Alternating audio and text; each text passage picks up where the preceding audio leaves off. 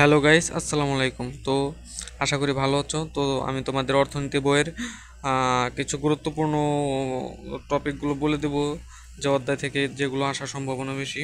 তো প্রথম অধ্যায় থেকে তোমরা এখানে উৎপাদন সম্ভাবনা রেখা, এইটা খুব গুরুত্বপূর্ণ। এখান থেকে তিনটা আছে, তোমরা দেখো এই তিনটা: উৎপাদন সম্ভাবনা রেখার অঙ্কন, উৎপাদন সম্ভাবনা রেখার তাৎপর্য, উৎপাদন সম্ভাবনা রেখার ডাল। এটা খুব গুরুত্বপূর্ণ। আর এখানে দ্বিতীয় অধ্যায় থেকে তোমরা মোট উপযোগী আর প্রান্তিক উপযোগী আর চাহিদা ভিত্তিক এই দুটা পড়লেই হবে। আর এখান থেকে রেখার ডাল আছে। আর তৃতীয় অধ্যায় সবচেয়ে গুরুত্বপূর্ণ হলো উৎপাদন বিধি।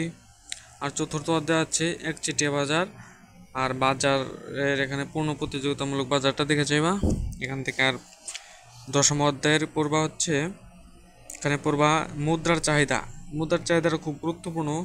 আর এখানে নবম অধ্যায় পড়বা মোট জাতীয় উৎপাদন, জিএনপি।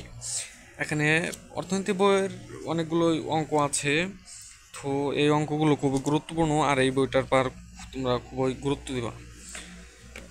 এই বইটা খুব গুরুত্বপূর্ণ, আইসিটি বইয়ের মতো। তো তোমরা এই বইটা অবশ্যই গুরুত্ব দিয়ে পড়বা। আর আমার এই ভিডিওটা ভালো লাগলে প্লিজ একটা সাবস্ক্রাইব করে দাও।